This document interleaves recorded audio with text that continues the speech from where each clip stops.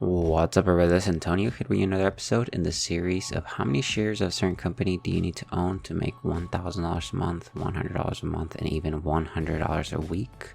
So in these episodes, I do go over the companies you guys do give me in the comment section that you guys want me to cover.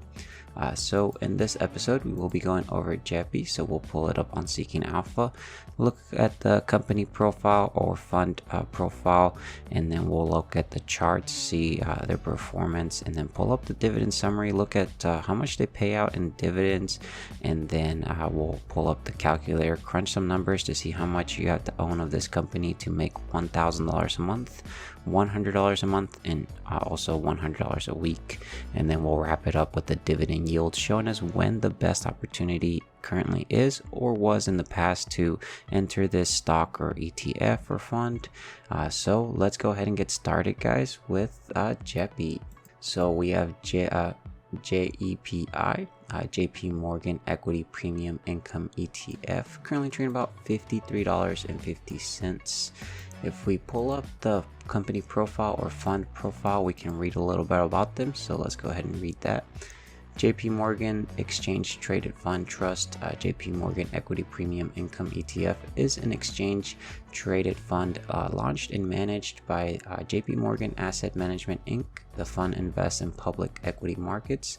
The fund invests directly and through derivatives in stocks of companies operating across diversified sectors. It uses derivatives such as options to create its portfolio. It invests in growth and value stocks of companies across diversified market capitalization. It invests in stocks of companies that are deemed socially conscious in their business dealing and directly promote environmental responsibility. JPMorgan Exchange Traded Fund Trust and JPMorgan Equity Premium Income ETF was formed in May 20 of 2020, so not too long ago. And if we look at the fund details, it's a non-traditional equity. Issuer is JPMorgan. Inception was May 20th of 2020. Expense ratio is 0.35%, and then assets under management is at 29.01 billion. If we pull up the charts here, we can kind of see what their performance is so far. So on the year to date, they're actually down 1.78%. On the 1 year, they're actually up by 3.56%, and on the 5 year, they actually haven't been available for 5 years so far, but they did actually start off around $49 or so. So they are up a little bit in the past 3 years or so. If we look at the 52-week range, they have actually been trading between a 52-week low of $49.92 and the 52-week high $56.92. So they're trading right around the middle, closer a little bit to the 52-week high. And then if we look at the expense ratio, 0.35%. They do pay out monthly. Dividend rate is $5.35. The yield comes out to be a 9.98%, and then the assets under management, 29.01 billion market cap or assets under management there. So if we pull up the actual dividend scorecard, we can read a little bit about them on the dividend summary. So again, dividend yield is a 9.98% annual payout. So for one share, you would get paid annually $5.35. This does change and it fluctuates, is what it kind of looks like. And then the dividend growth is showing 2 years. They're not showing any payout ratio, nothing on 5-year year growth rate, and that's because they've only been since 2020. They do pay out monthly, which right now they're paying about 34 cents every month for every share you do own. Let's go ahead and pull up the calculator, guys, and we can start crunching some numbers. So first thing we want to do is let's go ahead and figure out how much of this company would you have to own to make $1,000 a month.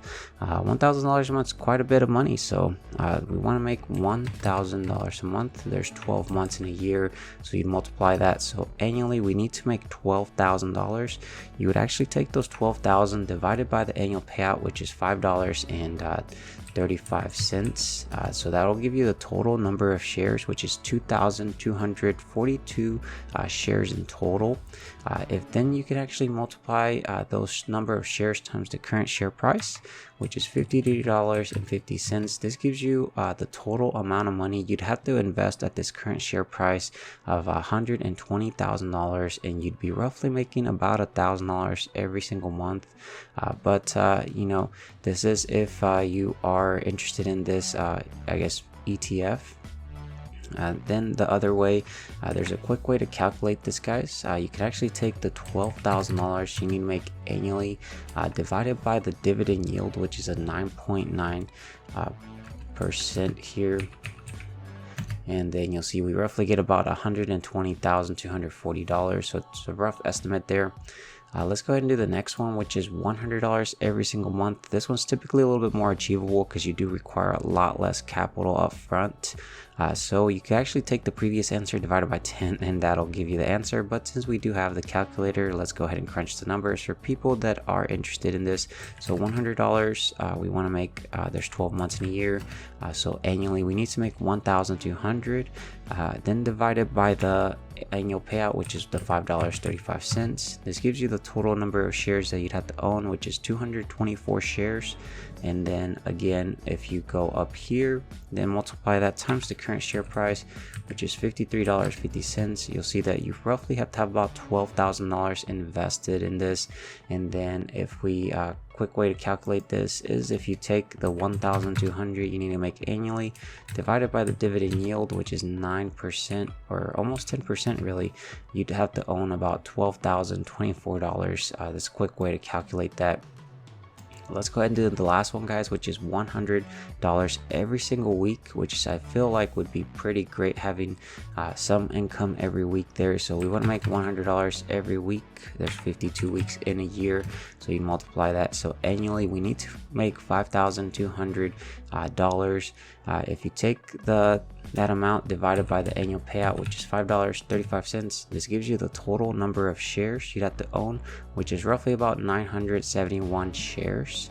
Then if you go up here, multiply that total number of shares times the current share price, which is $53.50, you'll see we get $52,000 that you'd have to have invested in this company, and you'd be roughly making $100 every single week. Let's go ahead and do this the quick way. So take the 5,200 you need to make annually divided by the dividend yield, which is the 9.0998. You'll see we roughly get about $52,104 you'd have to have invested in this company or ETF to make roughly $100 every single week. Let's go ahead and wrap up this video by jumping over at the dividend yield, guys. Alright guys, so we're at the dividend yield. You'll see this is showing the 5 years here. Of course, it does not go all the way till 5 years because it didn't start till 2020. But you'll see that it started right around a 1%, started moving upwards, and it's roughly trading around 10% or so now.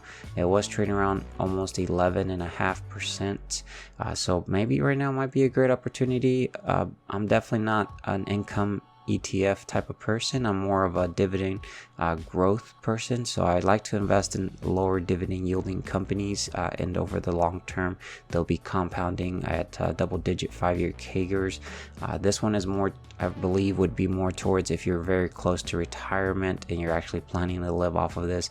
I'm currently not planning to do that, so definitely gonna not really invest in this one. But let me know in the comment section. I know a lot of the dividend investors are invested in JEPI, so definitely would love to know if you guys are invested. Let me know how much you guys own of it, how much are you guys making monthly, and don't forget to subscribe with that bell notification.